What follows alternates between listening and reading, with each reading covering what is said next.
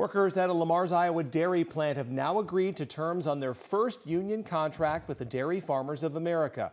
Workers walked out of work on strike Thursday, August 21st, seeking a contract agreement. The workers were represented by the Teamsters Local 554. A tentative agreement was reached at 8:30 p.m. the next day, Friday, August 22nd. That tentative agreement was presented to the members Tuesday, and they voted to accept. The agreement was then ratified. A representative from Teamsters Local 554 tells KTIV that over 100 employees opted to join the union. A Teamsters spokesperson shared the terms of that new three-year agreement. Members of the union will get a health and welfare plan, defined benefit pension, and a wage increase of $3.50 per hour with retroactivity to May 1st of this year.